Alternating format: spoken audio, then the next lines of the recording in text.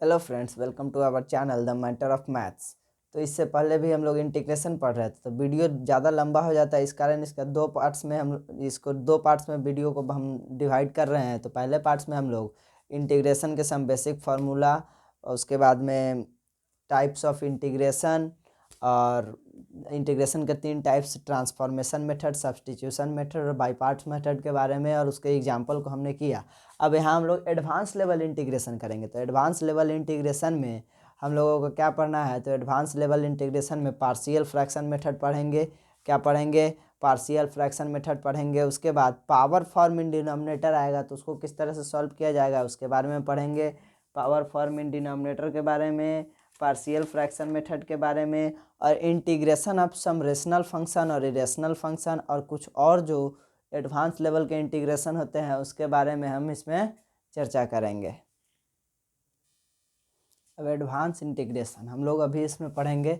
Advance integration, तो advance integration में आगे बढ़ते हुए इंटीग्रेशन ऑफ सम, पहला टाइप जो है हमारा इरेशनल फंक्शन यानी रूट वाले फंक्शन का हम लोग इंटीग्रेशन पढ़ेंगे, और दूसरा जो है हमारा रेशनल फंक्शन यानी कि हमारे डिनोमिनेटर में ए स्क्वायर एक्स स्क्वायर के फॉर्म में रहेगा, तो उसको पढ़ेंगे। तो पहले हम लोग इरेशनल फंक्शन के बारे में यानी रूट वाले फंक्शन के बारे में पढ़ते हैं कि क्या अगर हमारा क्वेश्चन 1/√(a² - x² dx के फॉर्म में होता है, तो उसको हमको क्या लिख देना है?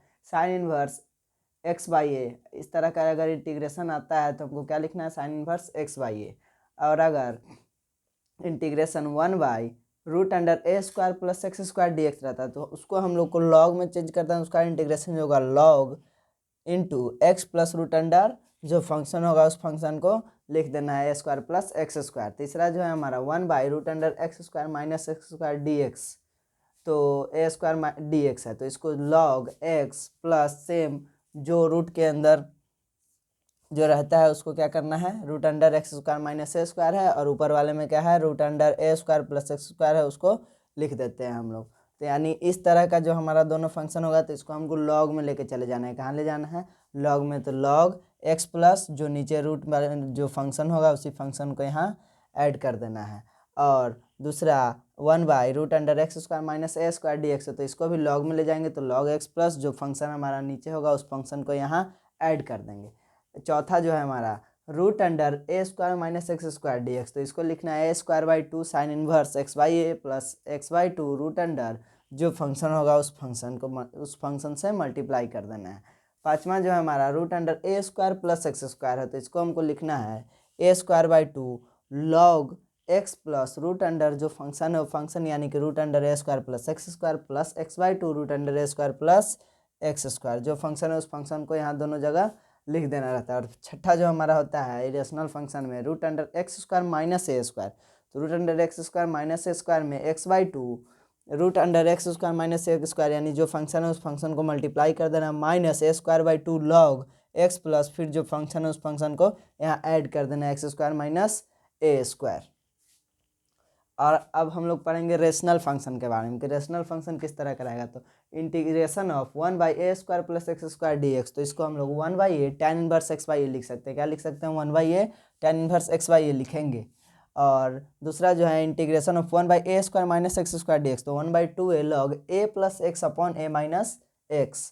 तीसरा जो integration of 1/x² - a² dx, तो 1/2a log x - a x plus a। तो ये जो हम लोग पढ़े हैं integration of some irrational function, और दूसरा हम लोग पढ़े हैं integration of some rational function. तो इसको नोट डाउन कर लीजिए।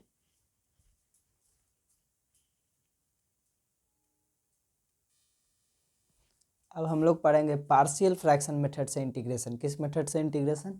पार्शियल फ्रैक्शन मेथड से। तो पार्शियल फ्रैक्शन मेथड से इंटीग्रेशन कब? टाइप 1 में हम लोग पढ़ेंगे linear factor in denominator, type 2 में हम लोग पढ़ेंगे power factor in denominator, type 3 में हम लोग पढ़ेंगे quadratic factor in denominator.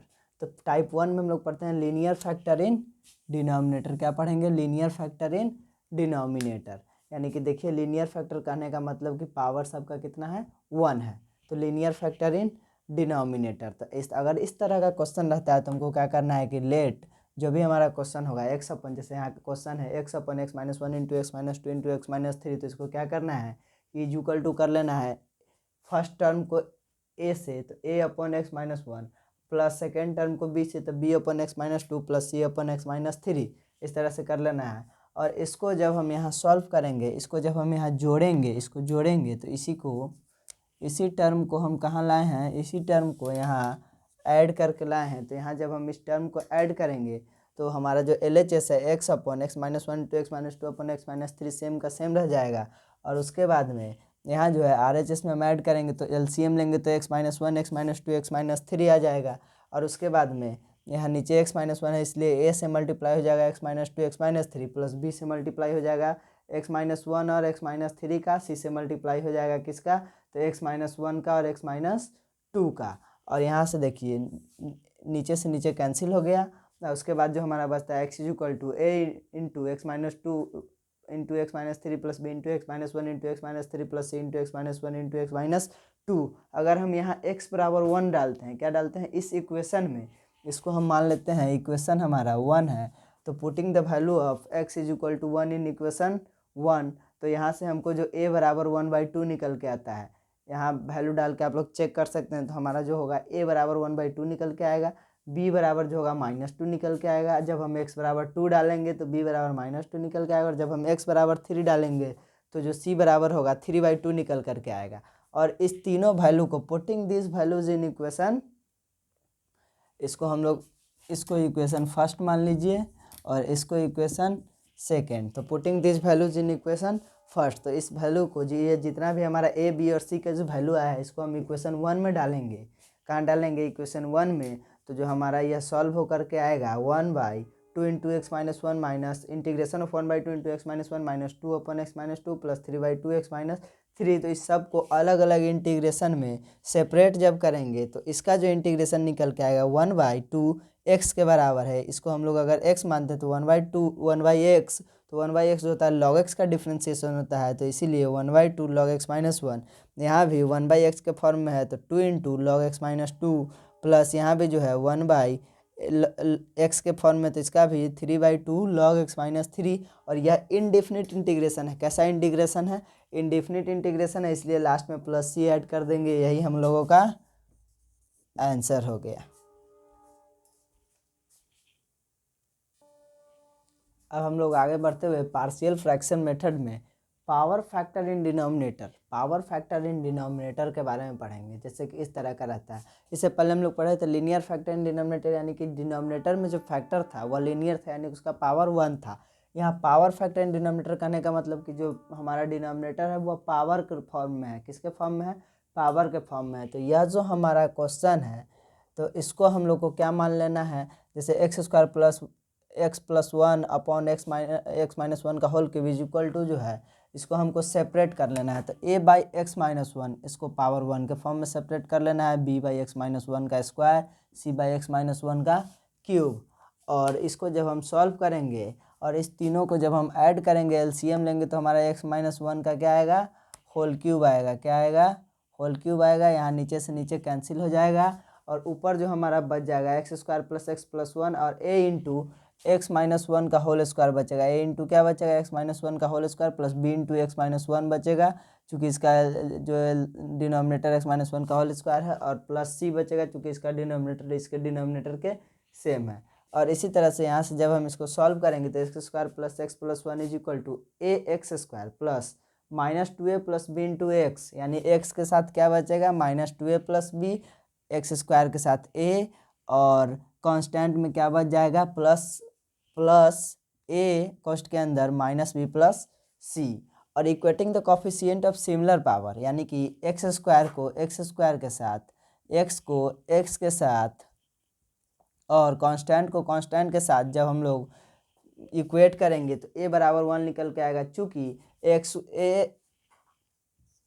X square is equal to x square है तो इसीलिए a बराबर वन निकल करके आएगा। इसी तरह से सबको जब हम इक्वेट करेंगे तो हमारा b बराबर थ्री और c बराबर थ्री निकल के आएगा। चूँकि b को जब हम इक्वेट करेंगे तो यह हमारा जो निकल के आएगा minus two a plus B बराबर वन से करेंगे, और c का a माइनस बी प्लस सी बराबर वन से करेंगे तो यहाँ से हमको c बराबर थ्री निकल के आएगा और यहाँ से हमको b बराबर थ्री निकल के आएगा।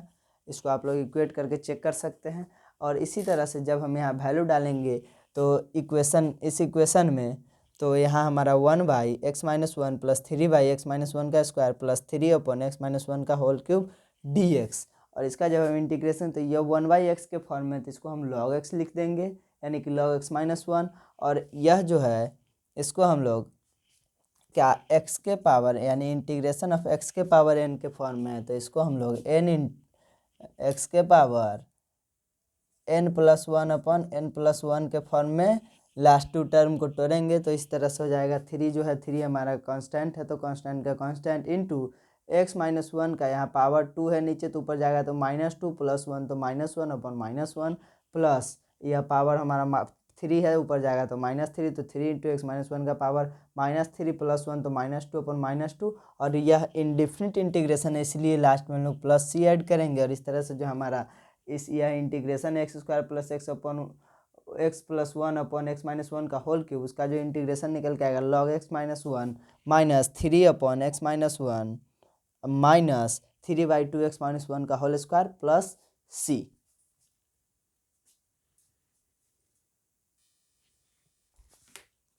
अब इसमें हम लोग पढ़ेंगे पार्शियल फ्रैक्शन मेथड में हम लोग पढ़ेंगे क्वाड्रेटिक फॉर्म इन डिनोमिनेटर, यानी डिनोमिनेटर में जब क्वाड्रेटिक इक्वेशन का फॉर्म आ जाए, किसके फॉर्म में आ जाए, डिनोमिनेटर हमारा किसके फॉर्म में होना चाहिए, डिनोमिनेटर हमारा क्वाड्रेटिक इक्वेशन के फॉर्म में आना चाहिए, यानी कि x का पावर कितना होना चाहिए, 2 होना चाहिए। तो जैसे ही क्वाड्रेटिक इक्वेशन के फॉर्म में आएगा तो जैसे इससे पहले बनाए थे कि पावर फैक्टर इन डिनोमिनेटर, तो उसी तरह से इसको भी x+2 है तो यहाँ a/x+2, और जैसे x² + 1 आ गया यानी कि क्वाड्रेटिक फॉर्म में आएगा तो यहाँ ऊपर 2 कांस्टेंट ले लेना है, कितना कांस्टेंट ले लेना है, तो 2 कांस्टेंट तो bx + c अपॉन x² + 1, और इसको हम सॉल्व कर देंगे जिस तरह से पहले किए थे तो उस तरह से हमारा आंसर आ जाएगा। अब इस तरह से अगर हमारा दूसरा एग्जाम्पल, अगर 1/x² + 3 upon x² + 4 into x+1 into x+5 का होल स्क्वायर आता है, तो यहाँ भी देखिए क्वाड्रेटिक फॉर्म में, यहाँ भी क्वाड्रेटिक फॉर्म में, तो इसको क्या करना है, 2 कांस्टेंट ऊपर ले लेना है, तो x + b upon x² + 3 plus c x + d upon x² + 4, और यहाँ हमारा x+1 है तो यहाँ एक ही कांस्टेंट से काम चल जाएगा, तो e upon x+1 plus f upon x+5 और प्लस g अपॉन x+5 का होल स्क्वायर, और यहाँ से हमारा a b c d e f g पाँचों का वैल्यू निकल करके आएगा, और इस इक्वेशन में जब हम पुट करेंगे सॉल्व करेंगे तो हमारा इक्वेशन का आंसर चला आएगा।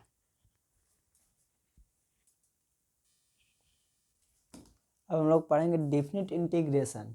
तो डेफिनिट इंटीग्रेशन तो इससे पहले वाले पार्ट में भी हम लोग पढ़े थे, लेकिन वहाँ उसका वैल्यू निकालना नहीं सीखे थे। यहाँ हम लोग डेफिनिट इंटीग्रेशन का वैल्यू कैसे निकलता है और डेफिनिट इंटीग्रेशन के क्या क्या प्रॉपर्टीज है उसके बारे में पढ़ेंगे। मान लीजिए सबसे पहले डेफिनिट इंटीग्रेशन हमको दे दिया कि definite integration from limit a to b f(x) dx is equal to, अगर हम इसको सॉल्व करते तो मान लीजिए हमको आया gx, तो यह हमारा जो a to b होगा लिमिट यहाँ भी हम लोग लिखेंगे, तो इसको हम लोग क्या बोलेंगे, लोअर लिमिट, और ऊपर वाला जो होता है अपर लिमिट होता है, नीचे वाला लोअर लिमिट, ऊपर वाला अपर लिमिट। तो यहाँ जो हम लोग करते हैं अपर लिमिट x के जगह पर अपर लिमिट का वैल्यू, फिर x के जगह पर लोअर लिमिट का वैल्यू, तो value of upper limit minus value of lower limit, तो इस तरह से हम इसका वैल्यू फाइंड करते हैं। अब प्रॉपर्टीज आता है कि मान लीजिए कि from limit a to b f(x) dx is equal to a to b fy dy, कि मान लीजिए अगर एग्जाम्पल इसका हम ले रहे हैं कि cos x integration cos x dx 0 से π/2, तो बराबर हम इसको लिख सकते हैं 0 से π/2 cos y dy, चूँकि cos y में हम 0 डालेंगे, cos x में 0 डालेंगे, या π/2 तो वैल्यू यहाँ सेम रहेगा, चेंज नहीं होगा। दूसरा जो है a to b f(x) dx is equal to minus integration of b to a f(x) dx, यानी कि लिमिट को जब हम रिवर्स करते हैं, लिमिट को जब हम उलट रहे हैं, यहाँ लिमिट a to b है, यहाँ लिमिट b to a है, तो बस हमको क्या करना है कि साइन निगेटिव कर देना है। तीसरा में है a to b f(x) dx is equal to a to c f(x) dx plus integration of c to b f(x) dx, जैसे कि अगर इस तरह से हमारा रहता है क्वेश्चन कुछ इस प्रकार है कि इंटीग्रेशन ऑफ x के पावर 3 dx, तो इसको जब हम सेपरेट करेंगे, मान लीजिए कि हमारा लिमिट है 0 से 3, तो इसको जब हम सेपरेट करेंगे तो पहले 0 से 1 x cube D x plus 1 से 2 x cube D x plus 2 से 3 एक्स क्यूब डी एक्स। यह इसका एग्जाम्पल है। और चौथा जो हमारा कह रहा है कि integration a to b f x d x is equal to integration a to b f a plus b minus x d x. तो मान लीजिए कि अगर इस तरह से इंटीग्रेशन 0 से π/2 cos x dx का है, तो क्या हम इसको लिख सकते हैं इंटीग्रेशन 0 से π/2 cos 0 plus π/2 minus x dx लिखा जा सकता है। और पांचवा जो हमारा है integration a to b f x d x is equal to 0 कब, when f x is odd, यानी कि एफ एक्स जब हमारा फंक्शन ऑड होगा, फंक्शन ऑड होगा तो क्या हो जाएगा, जब भी हमारा फंक्शन ऑड होगा तो वैल्यू क्या आएगा, 0 आएगा। और जब हमारा फंक्शन इवन होगा, when the function is even, तो हमारा वैल्यू क्या आएगा, 2 into integration from limit a to b f x d x. तो इस तरह से डेफिनेट इंटीग्रेशन का हमारा जो वैल्यू निकालने का पार्ट था वह ख़त्म हो गया। बस अब हमको कुछ वी फार्मूला है इसके बाद, उसके बाद इंटीग्रेशन हमारा समाप्त हो जाएगा। फिर अगले वीडियो में हम लोग डिफ्रेंशिएशन, इंटीग्रेशन, लिमिट सबसे रिलेटेड जो भी इम्पोर्टेंट क्वेश्चन होगा एग्जाम के पॉइंट ऑफ व्यू से उसको करेंगे। अब कुछ वी फार्मूला है कि जैसे हमको इंटीग्रेशन में log sin x dx आ गया है, यानी कि डेफिनेट इंटीग्रेशन 0 से π/2 log sin x dx आ गया, तो इसका वैल्यू डायरेक्ट हमको क्या लिख देना है, -π/2 log 2 लिख देना है। और अगर फिर इंटीग्रेशन 0 से π/2 log cos x dx भी अगर आता है तो उसका भी वैल्यू क्या होगा, -π/2 log 2 होगा, यानी वैल्यू सेम होगा। तो इस तरह से हमारा इंटीग्रेशन का थियोरी, एडवांस इंटीग्रेशन का पार्ट कि किस तरह से इंटीग्रेशन के क्वेश्चन को सॉल्व करना है। तो कैलकुलस का लगभग हमारा सारा थ्योरी ख़त्म हो चुका है। अब कैलकुलस जो कि हमारा 44 मार्क्स का आता है, कितने मार्क्स का आता है, 44 मार्क्स का। तो इसका थ्योरी हमने आपको कंप्लीट करवा दिया है।